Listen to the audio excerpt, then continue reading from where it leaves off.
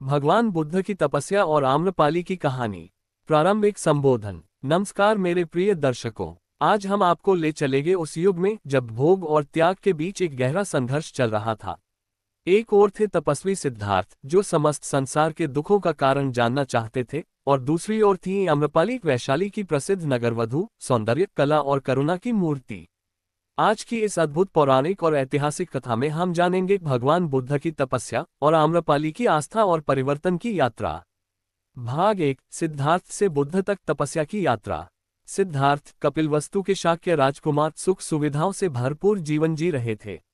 लेकिन एक दिन जब उन्होंने वृद्ध, रोगी और मरणशील मनुष्य को देखा तो उन्होंने सोचा, क्या यही जीवन है? उन्होंने राजपाट, परिवार और भोग विलास को त्याग दिया। वनों में जाकर कठिन तप किया, वर्षों तक अन्न जल का त्याग किया, शरीर को कंकाल बना डाला, परंतु आत्मज्ञान नहीं मिला। फिर उन्होंने मध्यम मार्ग अपनाया, न अधिक भोग न अधिक तप। उन्होंने बोधगया में पीपल वृक्ष के नीचे ध्यानस्थ होकर समाधि लगाए और वहीं उन्हें प्राप्त हुआ ज्ञान का प्रकाश, बुद्धत्व।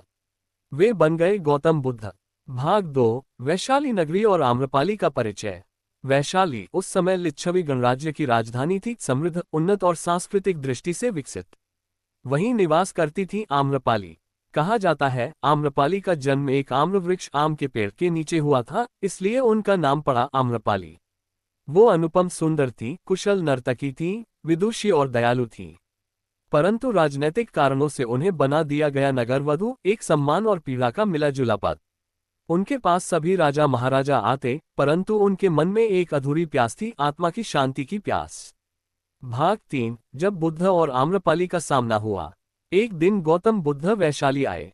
आम्रपाली ने सुना, एक योगी आया है जो संसार के दुखों का अंत बता सकता है। आम्रपाली बुद्ध से मिलने पहुंची, एक नगरवधू, एक सम्राज्ञी जैसी शोभा लिए। लेकिन बुद्ध की आंखों में कोई आकर्षण नहीं, न कोई उपेक्षा, सिर्फ करुणा और शांत चित्त। उन्होंने बुद्ध से प्रश्न किया, क्या मैं भी मोक्ष प्राप्त कर सकती हूँ? बुद्ध बोले, मोक्ष का द्वार सभी के लिए खुला है, चाहे वह राजा हो या वेश्या, कर्म और ज्ञान ही मार्ग है। उस दिन आम्रपाली को आत्मज्ञान की पहली झलक मिली। भाग 4, आम्रपाली का त्याग और परिवर्तित जीवन। आम्रपाली ने न केवल बुद्ध के लिए अपने महल में भिक्षा दान की, बल्कि बुद्ध और उनके भिक्षु संघ को अपना आम्रपाली उद्यान भी दान में दे दिया। उन्होंने नगरवधू का पद त्याग दिया, सामान्य वस्त्र धारण किए और बुद्ध के उपदेशों का अनुसरण करने लगी। आम्रपाली ने बाद में भिक्षुणी बनकर स्वयं को बौद्ध धर्म को समर्पित कर दिया। उन्होंने सेवा, त्याग और साधना के माध्यम से हजारों लोगों को नया जीवन मार्ग दिखाया। कथा का सार, एक गूढ़ संदेश। ये कथा सिर्फ बुद्ध और आम्रपाली की नहीं है, ये भोग से मोक्ष की यात्रा की कथा है। ये हमें सिखाती है कि चाहे जीवन में कितनी भी भटकन हो, ज्ञान और आत्मबोध की राह सदा खुली रहती है। समापन संबोधन और अपील। अगर आपको ये प्रेरणादायक कथा अच्छी लगी हो तो कृपया वीडियो को लाइक करें, चैनल को सब्सक्राइब करें और नीचे कमेंट में लिखें, मैं भी बुद्ध की तरह आत्मज्ञान की राह पर चलना चाहता हूँ। हम फिर मिलेंगे एक नई पौराणिक गाथा, ऐतिहासिक चरित्र और गूढ़ आध्यात्मिक संदेश के साथ। धन्यवाद। बुद्धं शरणं गच्छामि।